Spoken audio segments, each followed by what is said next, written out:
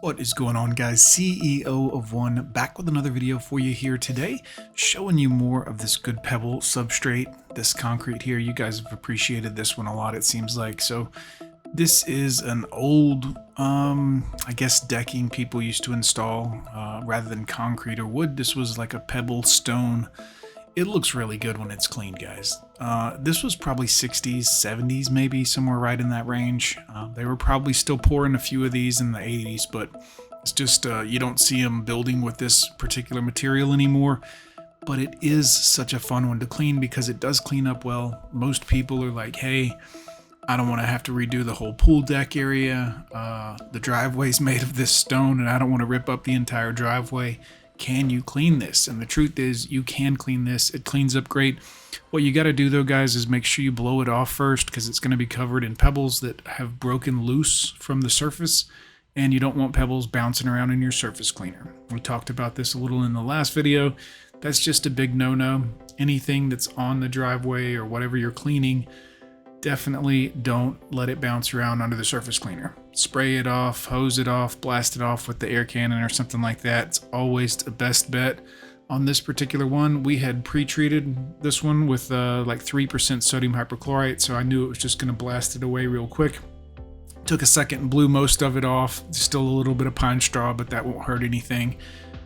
This one, again, very, very quick to clean it up. We didn't have to go too slow because we post-treated and pre-treated, and the pre-treat was hot. So rather than pre-treating with like a downstream of a 1.5% sodium hypochlorite, we hit this, I think, with like straight 3%, and it was cooking. Like, it killed all this pretty quick.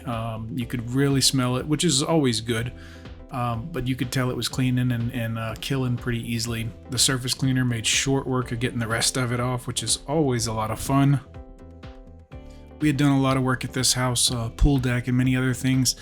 Everybody likes to know what machine we're using each time, so I'm trying to remember to add that in. This one is a Simpson. That's we call it the Beast. Our crew calls that one the Beast. It's a 4 gallon a minute machine. It's got a Cat series pump. It's fantastic cat pump. We've had no problems out of this one whatsoever. And quite frankly, I think it's 4,200 PSI, but obviously we're using different tips to control our PSI, so we're not blasting that kind of PSI out of here. If we had on a wand and a red tip, we would definitely be cutting through this driveway like it was butter, or deck, whatever you want to call it, but we're not using that much PSI. Whirl Away. This is the Whirl Away BE surface cleaner. Comes with or without casters. We like having the casters on it, although it does make it, you can't quite get into the corners like you might like to, but it does make it a little easier to just roll it and follow it along. We have 2 of them. We've put a bunch of miles on both of them, and they are still spinning, although none of them still have their stickers on them. Those come off after a few months of cleaning every day with them, but works great. This one here, like I said, nice little cleanup job. I'm trying to get back into the habit of making daily videos for you guys because I've had a lot more guys asking questions. Let me hear it in the comments, guys. What do you want to know about? You want to hear more about washing houses? Want to know more about washing decks and fences? Let me know. I've got a ton of videos that I got to sit down and eventually make for you guys. And if there's something y'all want to see soon and I have a video that corresponds, I'll go ahead and post it and get that information for you. This one was about the last job of the day here. I think this is about where we wrapped up. We washed that house and we did that upper deck section there in yesterday's video.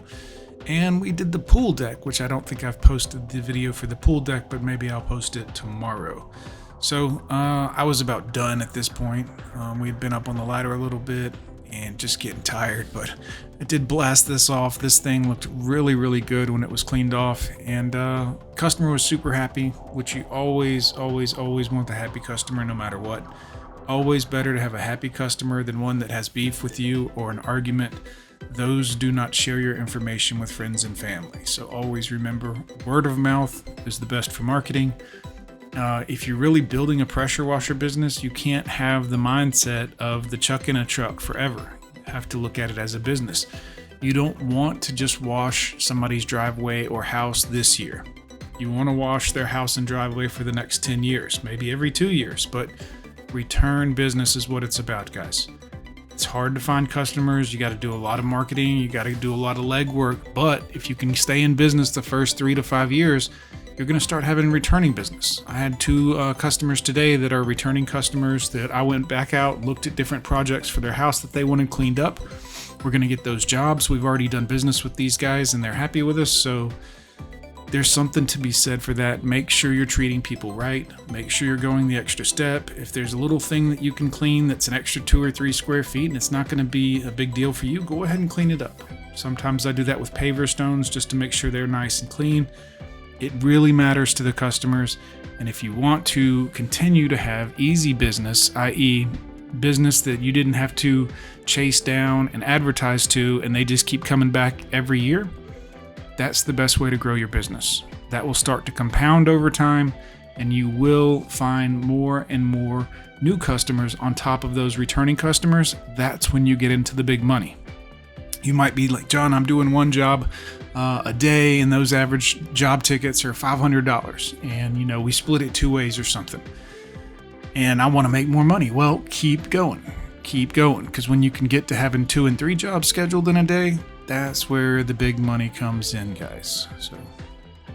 So that about wraps it up. Make sure you put everything back that you've moved off of the customer's area, like we're doing here in the background. This was a little old lady, so we typically ask our customers to, hey, have everything moved for us. That way we don't have a charge for moving it. If it's a couple items when we quote it, we won't bring it up. But if it's a ton of stuff, I let them know, hey, got to get this stuff moved before we come out and clean it, or we have to clean around it. Otherwise, we have to charge you $100 extra for us to move it and move it back, because that takes a lot of time out of our schedule. Most customers will understand this. The ones that have beef with it or say, well, that's too much money, I didn't want to do business with them anyways. All right. So you have to remember you are running a business. You can do some freebie stuff, but you can't spend 30 minutes moving stuff off and 30 minutes putting it back and expect to stay in business. You're going to have other jobs in the future and you got to keep it moving. So set those expectations with your customers ahead of time. Hey, we've got this and this, check it out. Anywhere a hose can get stuck, it will get stuck. Put a 1 in the comments if you've ever worked with a hose and it got caught every time you tried to move it. So yeah, guys, CEO of 1, let me know in the comments if you had anything, questions, any videos you want to see coming up here, and enjoy the rest of this video.